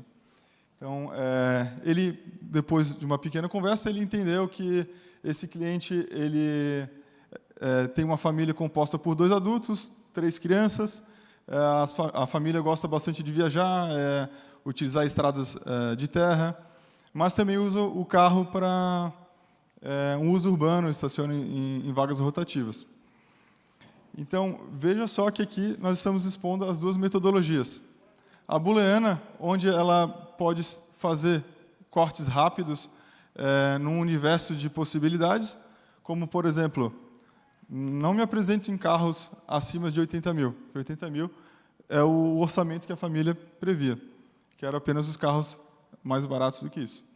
Também não me apresente carros com uma capacidade menor do que 5 pessoas, a minha família tem 5 pessoas. Só que essa metodologia, sozinha, ela também é falha, né? Por isso, nós combinamos ela com a metodologia HP, onde nós podemos avaliar critérios de formas qualitativas, onde esses critérios eles não são descartados. A gente simplesmente dá pesos diferentes para cada uma dessas coisas. Mas vocês concordam que, para eu avaliar o que é mais importante, um preço de compra ou, por exemplo, um freio ABS, são critérios muito distintos. Então, é mais fácil a gente comparar preços, por exemplo, ali, preço de compra, custo de manutenção, valor de seguro, definir uma importância dentro desse primeiro grupo e, da mesma maneira, os demais grupos. E depois que esses grupos forem sanados, a gente sobe um nível hierárquico. E depois desse nível hierárquico, a gente consegue comparar, por exemplo, segurança, desempenho, conforto, preço, entre eles, porque são coisas mais macros. Então, fazendo essa análise, a gente poderia, logicamente, cortar esse carro esportivo. Poderíamos manter esses 2 numa primeira visão, por exemplo, né? Mas ele também seria cortado pelos critérios, né? Tanto de preço, e, no caso ali, o carro da Renault, que seria a Duster ali, ele seria um carro adequado, pensando no universo de vários outros carros, né? Que a gente poderia aqui considerar também. Mas só para mostrar que, né, para casos mais comuns, né, de senso comum, a metodologia ela se aplica e nós também conseguimos fazer a tradução disso para o caso aqui proposto. Também é importante colocar que a metodologia HP combinada com booleano, ou ela por si só, ela é utilizada já há muito tempo, né, a metodologia proposta por Thomas Sachs, em 1977. Essa metodologia ela é utilizada também para questões geográficas já há algum tempo. Citando aqui projetos públicos, né, podemos trazer aqui esse TR do IBAMA, que faz análise para projetos lineares, definição de corredores para projetos lineares, como também um projeto aqui, vizinho da nossa casa, o município aqui de Nova Veneza, que utilizou também a metodologia HP para fazer a redefinição de APP de curso d'água, no caso, a mesma temática. Então, como eu comentei antes, né, o critério HP ele está baseado em estrutura hierárquica, onde nós primeiros precisamos entender quais são as variáveis para esse nosso modelo, né, traduzimos tudo que nós queremos avaliar. Esse seria o primeiro passo. Avaliando isso, nós precisamos colocar numa sequência lógica, aqui, numa hierarquia. O próximo passo é a combinação pareada. O que é isso?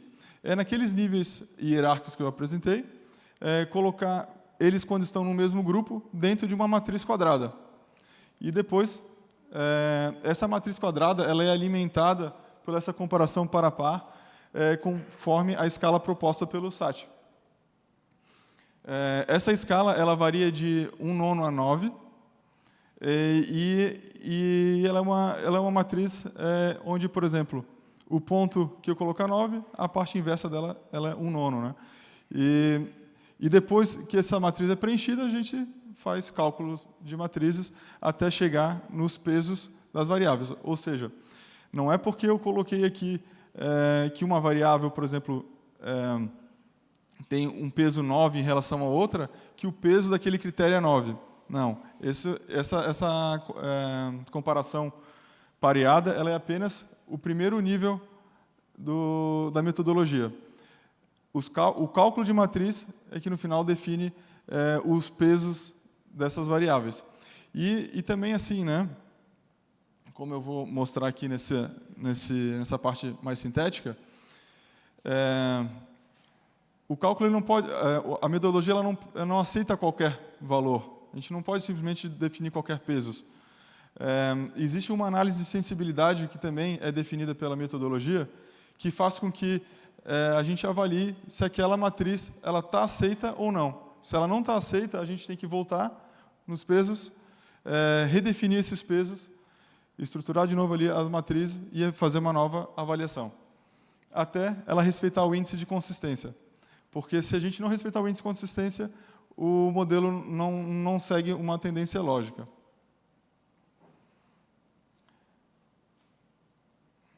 Por outro lado, temos o modelo booleano, que, como eu comentei mais cedo, ele tem valores 0 ou 1. Ou seja, 0 para locais de restrição e 1 de possibilidades.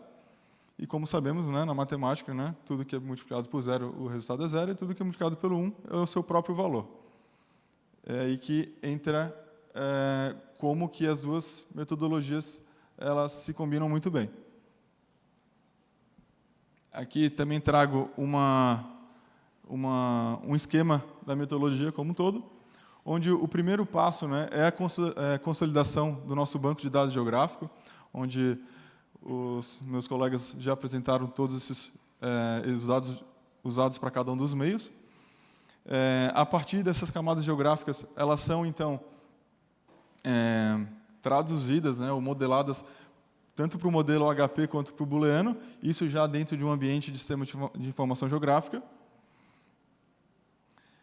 Com essas camadas ajustadas para esses modelos, nós temos, então, os primeiros resultados, que são o modelo dos mapas de áreas restritivas e também os mapas de áreas possíveis, e pelo final, que é o mapa final, que é justamente a multiplicação desses dois produtos. Aqui eu apresento os temas utilizados na modelagem. Eles foram separados em critérios, né, em grupos maiores: ambiental, legislação, socioeconômico e as áreas restritivas. Esses 3 primeiros grupos compõem a parte de análise multicritério e o último, a booleana. Aqui apresento para vocês a hierarquia da nossa metodologia pela visão HP. Então, o nível 1 dos critérios são as questões ambiental, legislação e socioeconomia. O nível 2, que são os subcritérios, são esses demais temas, e as alternativas, que são as respostas dentro desses temas. Vocês podem perceber que esse modelo ele gerou 120.960 possibilidades. O que isso significa? Se pegarmos um ponto da nossa área de estudo, a resposta poderia ser qualquer uma dessas 120.000 possibilidades. Isso significa que a gente traz bastante riqueza para o modelo e para a análise de forma geral. Ou seja, muitos critérios são aqui pensados, são utilizados para a gente avaliar se aquele local se enquadra em cada um das faixas de redefinição de APP. E conversaremos a seguir. Já aqui, a visão booleana. A visão booleana ela é composta pelos dados de áreas de risco, setorização de risco e áreas naturais tombadas. Esses critérios, todos eles representam resposta, restrição ou permissão. O que isso significa? Por exemplo, as áreas de risco dentro de Alckmin, de Florianópolis, são, né, por exemplo, polígonos, receberam o valor 0. E todas essas áreas que não são mapeadas, nós preenchemos elas com o valor 1. Ou seja, porque, para a questão de área de risco, ela representa a permissão, uma vez que não existe risco submetido nessas áreas. E a mesma coisa para os demais. Então, aqui, a gente gosta de reforçar, né, que essas áreas elas são consideradas impeditivas para a redefinição de faixas de APP. Ou seja, elas não são consideradas. Nessas áreas não há qualquer possibilidade de redefinição de APP.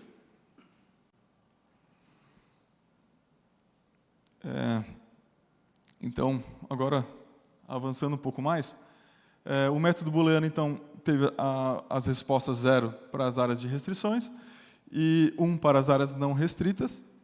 E já o método HP variou do valor de 0 a 0,787. No HP, a gente sempre varia do valor de 0 a 1, mas dentro da ALK, o valor máximo encontrado foi o 0,78.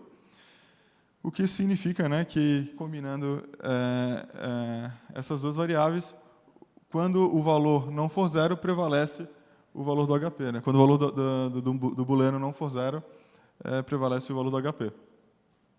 Aqui abaixo eu mostro um exemplo bem claro de como que essa integração, pelo olhar de matriz, né, pelo olhar de um raster, do modelo. Aqui, à esquerda, primeiro, né, temos o método HP, onde essa matriz quadrada ela representa um pedaço de um pixel. Né? Então, digamos que na parte superior esquerda o valor é 0,5, depois 0,3, 0,2, 0,78. Já o método booleano, temos valores 1 e 0. E o que isso significa? Que mesmo que para uma área aqui específica, o nosso modelo indique que ele tenha uma possibilidade muito interessante para fazer a redefinição dessa APP, se para aquele local basta para que apenas um dos critérios da metodologia booleana a resposta fosse 0, a metodologia combinada zera essa possibilidade. Tá? Ou seja, a metodologia booleana aqui ela tem um fator bastante conservador para o nosso modelo. Ele vai sempre zerar os valores quando eles são 0. Né? Não importa a quantidade de fatores positivos que o HP indique, a booleana ela prevalece nessa questão. Também gostaríamos também de informar, né, que aqui na Caruso nós desenvolvemos uma ferramenta no ambiente do QGIS, desenvolvida em Python, para fazer a calibração, a validação mais rápida desses modelos e também a geração dos resultados, né, repetidas vezes. Imagina se a gente tivesse que fazer sempre passo a passo na mão, aqui agilizou bastante o nosso processo. Partindo agora para a parte de resultados. Apresento aqui para vocês um gráfico de árvore, onde ele tem como objetivo mostrar quanto maiores essas formações, esses retângulos, né, maior a importância desse fator para o modelo. Eu aponto aqui duas coisas. As áreas com maiores densidade demográfica foram as que, para o modelo HP, representaram maior peso, justamente porque nós não temos qualquer interesse de de redefinir a APP em áreas que não têm pessoas. Né? Então, realmente, um dos critérios bastante forte aqui para o modelo foram as altas densidades demográficas. Já, por outro lado, um dos critérios mais baixos para o nosso modelo são as áreas suscetíveis à inundação e movimento de massa. Ou seja, embora isso não seja uma restrição, para o nosso modelo, ele mostra que não é uma área incentivada para ter essas redefinições. E aqui, também, outra visão que esse gráfico mostra é que os critérios socioeconômicos foram os que tiveram maior importância para o modelo, seguidos dos ambientais e, por fim, de legislação. O que significa, então, que quanto menor esses retângulos, menos importante ele é para o modelo para incentivar a redefinição das APPs. E agora, chegando na apresentação desses resultados, né? A metodologia, ela foi, a partir de um método estatístico de quebras naturais, ela foi separada em 4 classes, onde a primeira classe significa o valor 0, ou seja, todos aqueles resultados originários da álgebra booleana. A classe 2, onde tem esse primeiro intervalo, onde são áreas de menor interesse para a redefinição de APP. A classe 3 e a 4. Tá bom? Como vocês podem ver aqui no mapa, existem, dentro da AUC de Florianópolis, bastante área de classe 4, também algum número expressivo de classe 0, e classe 2 basicamente não foi apresentado aqui na área, teve uma fatia muito pequena. Aqui mostro aqui uma escala maior esses resultados. Logicamente, o modelo ele imprimiu o resultado para toda a AUC, porém o que se discute são áreas próximas à hidrografia, né? E digamos aqui, podemos ver que temos as áreas aqui mais próximas à hidrografia no continente, apenas na divisão ali com São José, basicamente, e aqui mais próximo ao Abraão também. E do lado ali, já do centro de Florianópolis, mais próximo ali ao maciço do Morro da Cruz, por exemplo, a gente pode ver que tem hidrografia, e ali o polígono está com a classe 1, ou seja, é uma área que não será redefinida a APP dela, justamente porque representa um risco para isso.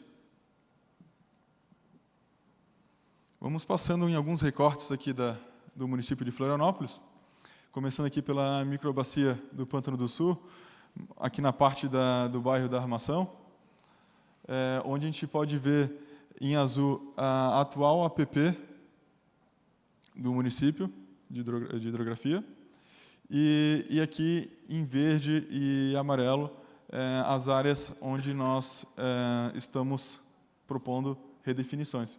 Mais para frente eu vou mostrar como que elas funcionam também, tá? Aqui para os ingleses.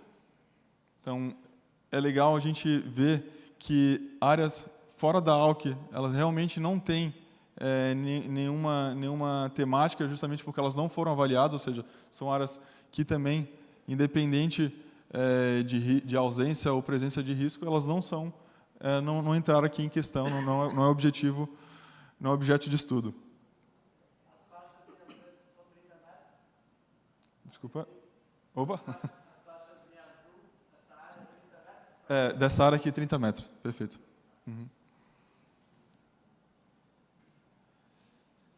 Tá bom. Então, agora vamos mostrar como é que a gente fez essa metodologia de redefinição das APPs. A classe 1, então, se mantém o padrão do Código Florestal, ou seja, se o rio tinha uma APP de 30 metros, se mantém. Se o rio tinha uma APP de 50 metros, ela também mantém. Já os locais da classe 2, que são áreas de baixo potencial para alteração de APP, estamos propondo uma redefinição para 30 metros. Ou seja, se ela já era 30 metros, se mantém 30 metros, se era uma faixa superior, ela seria mudada para 30 metros. Já as áreas de médio potencial, a gente propõe uma redefinição para 20 metros. E áreas de alto potencial para alteração de APP para 10 metros.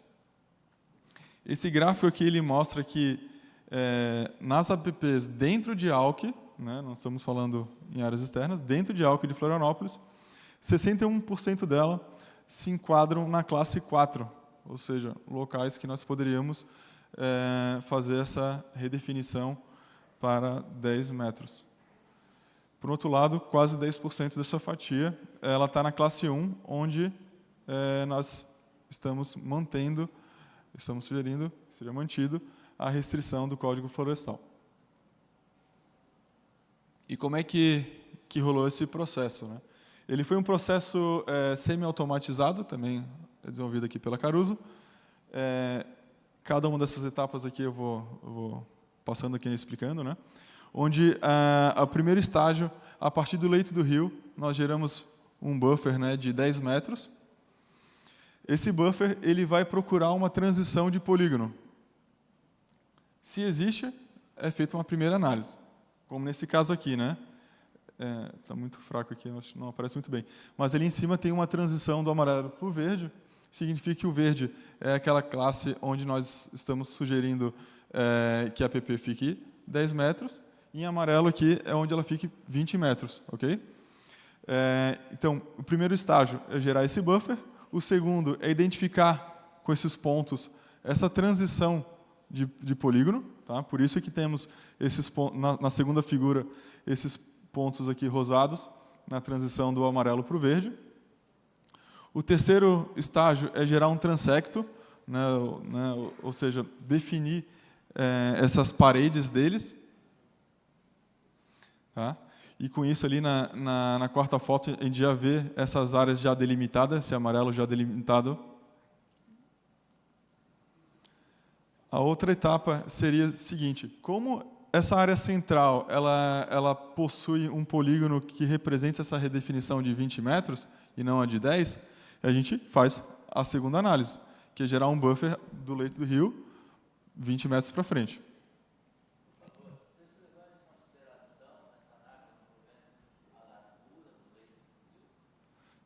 Se a gente leva em consideração, sim, sim. A fase de contribuição será após o intervalo.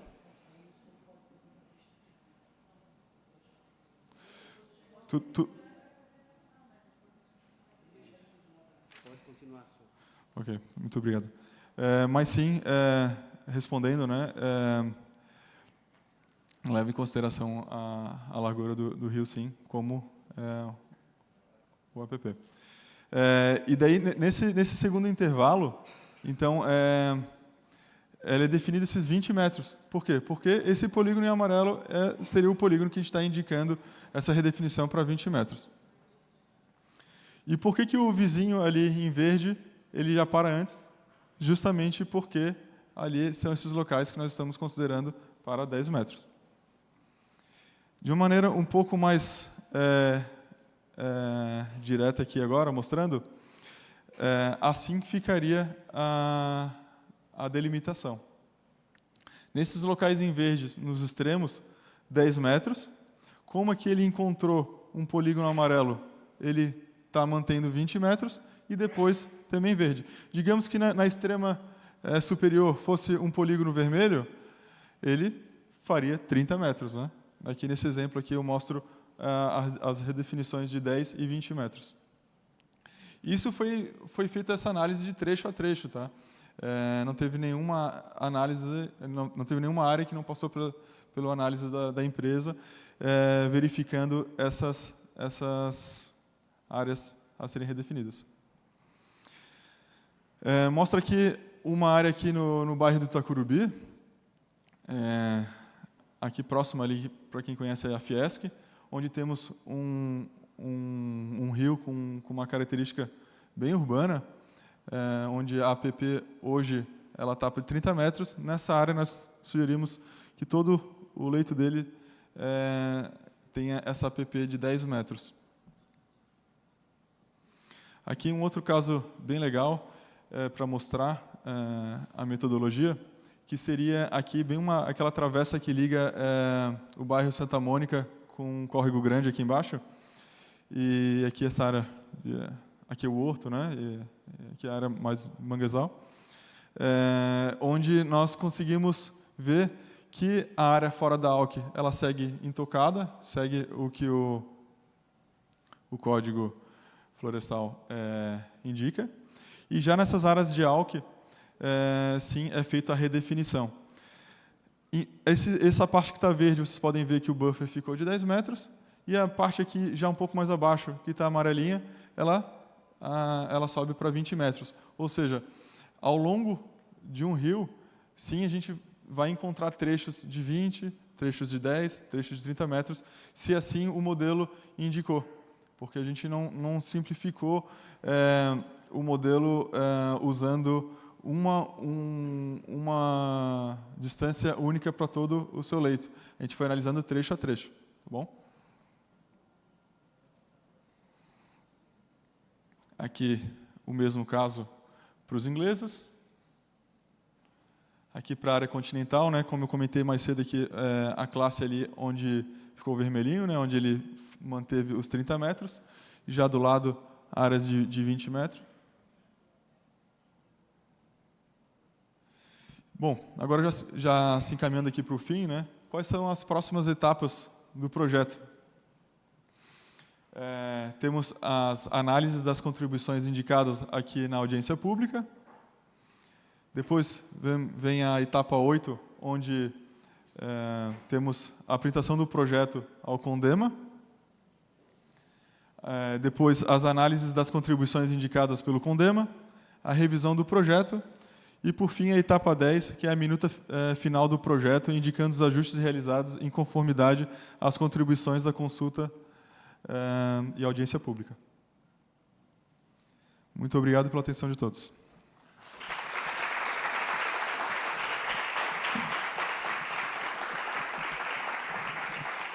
Muito obrigado aos expositores. Concluída a primeira etapa de exposição de conteúdos, faremos um intervalo de 20 minutos. Todos estão convidados para um pequeno petit comité e informamos que estão abertas as inscrições para as falas da etapa de contribuições ali na área de credenciamento. Nos encontramos novamente aqui, 21h25.